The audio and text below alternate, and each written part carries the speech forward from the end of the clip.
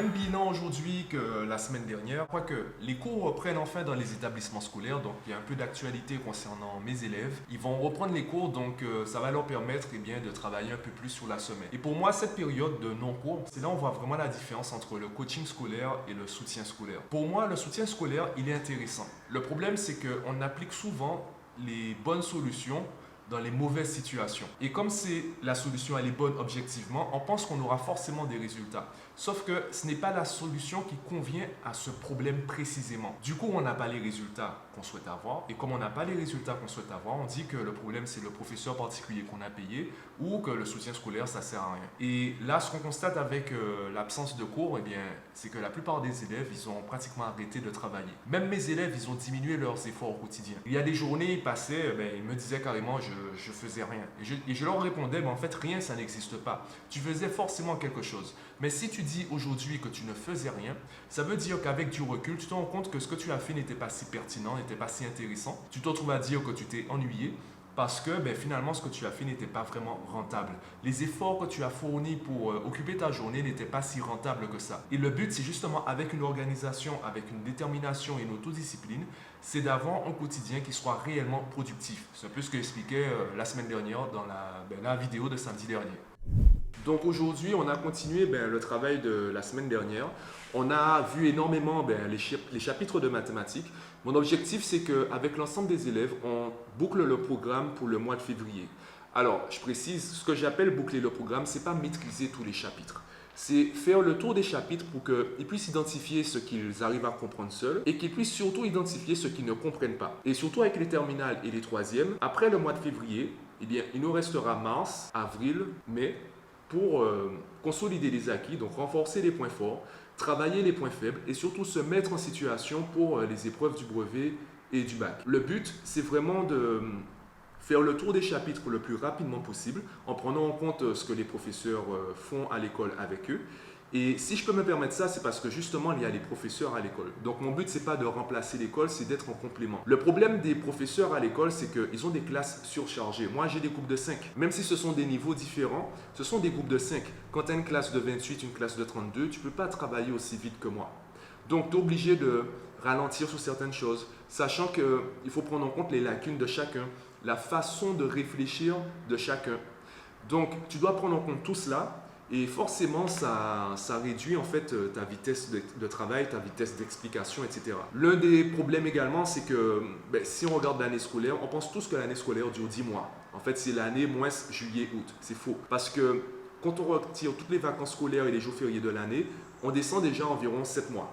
Si on retire le mois de septembre qui sert de révision, plus parfois, à chaque fois qu'on commence un chapitre, il y a forcément une partie, on est obligé de faire des rappels des programmes précédents parce que les élèves disent qu'ils n'ont jamais vu ça. C'est simplement que comme ils ont travaillé pour la bonne note, 2 semaines après l'évaluation, ils avaient déjà tout oublié, donc ils ont complètement oublié qu'ils ont déjà vu ça. Donc à chaque fois, il faut faire des rappels. Tu te rends compte que finalement, l'année scolaire, de manière, on va dire, réelle, de manière productive, elle dure 5 à 6 mois. Les élèves sont attentifs à l'école entre 5 et 6 mois. Le reste du temps, on est obligé de les harceler pour qu'ils se mettent au travail. C'est pas vraiment productif, c'est pas vraiment rentable. Et mon objectif, c'est de les aider à s'organiser sur l'année. Au lieu d'avoir une école sur 5 ou 6 mois, ils ont une école sur 12 mois. Une école sur 12 mois où ils sont en fait responsables de leur progression. Pour moi, les professeurs sont importants, mais en même temps, les élèves ne doivent pas dépendre des profs. Je peux te prendre un exemple très simple. J'ai rencontré un peu plus tôt dans la semaine un élève qui est déjà en terminale et qui souhaite devenir commercial. Et je lui ai posé la question tout simplement, est-ce que tu sais vendre? Qu'est-ce que tu sais de la vente? Et il ne savait pas. Il ne savait pas grand-chose. Alors, en discutant, on s'est rendu compte tous les deux qu'il savait des choses. C'est juste qu'il n'avait pas encore vraiment mis le doigt dessus. Il n'avait pas encore pris conscience que c'était ça la vente finalement, ou le marketing, peu importe, dans cette sphère générale. Et je lui disais, mais en gros, tu attends d'avoir le diplôme pour vraiment t'intéresser à la partie pratique de l'activité. Et ce qui va se passer, c'est qu'à ton premier entretien d'embauche, eh bien, tu n'auras que de la théorie. Sachant qu'aujourd'hui, il y a des personnes qui ont déjà le diplôme que tu vises, qui veulent le poste que tu vises et qui ont plus d'expérience que toi. Donc, profite dès maintenant pour faire des recherches. Tu n'es pas obligé de lire des livres tout de suite, même si je te le conseille. Tu peux déjà chercher des vidéos sur YouTube concernant la vente. Je lui ai proposé des chaînes YouTube que j'apprécie moi-même et ça lui permettra également de savoir si c'est vraiment ça qu'il veut. Parce que lorsqu'un enfant parle de son orientation professionnelle, tout de suite, on lui demande s'il a fait des recherches sur la formation, sur les diplômes, est-ce qu'il se sent capable, est-ce qu'il pense avoir le niveau pour avoir tel ou tel truc. Avant de parler de tout ça, je pense qu'il est important de demander à l'enfant est-ce qu'il se visualise en train de faire cela. Déjà, finalement, qu'est-ce qu'il sait de ce métier? Tu veux être commercial, qu'est-ce que tu sais du métier de commercial? Qu'est-ce que tu sais de la vente? Est-ce que tu te vois, est-ce que tu te visualises en train de vendre? Est-ce que tu te sens capable de discuter avec quelqu'un? Par exemple, l'adolescent que j'ai rencontré me disait ouais, j'aime bien conseiller les gens. C'est très bien. Ça veut dire qu'il y a des personnes qui ont des problèmes et toi, tu aimes bien en fait leur apporter une solution qui répond finalement à ce problème. D'accord? Il y a plusieurs métiers qui correspondent à cela. Il y a plusieurs métiers où en fait tu conseilles les gens. Donc peut-être qu'en fait, en t'intéressant à la vente, tu te rendras compte que ce n'est pas la vente qui t'intéresse, même si tu aimes le conseil. Ça te permettra de te tourner vers d'autres pistes, d'autres métiers, d'autres voies professionnelles qui sont toujours en rapport avec ce que tu aimes faire et qui ne sont pas liés directement ou indirectement à la vente. La plupart des élèves, en fait, on a un bug en fait lorsqu'on entend leur projet professionnel parce que ce n'est pas un projet. C'est une idée, c'est un souhait, c'est un désir, mais ce n'est pas un véritable projet. Et on pense que le projet, il doit se construire autour de la formation, autour des résultats. Non, d'abord le projet doit se construire à partir du profil. Je me sens bien en faisant cela, voilà ce que je vais faire sur les 10 prochaines années, les 20 prochaines années. Une fois que l'enfant a cela, ce sera plus facile pour lui de se motiver tout seul pour poursuivre les études. Donc j'essaie de travailler ça avec eux et pour moi c'est super important qu'ils comprennent qu'ils travaillent pour eux-mêmes et ça leur permettra de travailler même si je ne suis pas là. Même si je ne suis pas près de leur oreille en train de dire ouais, faut que tu bosses, faut que tu aies le bac.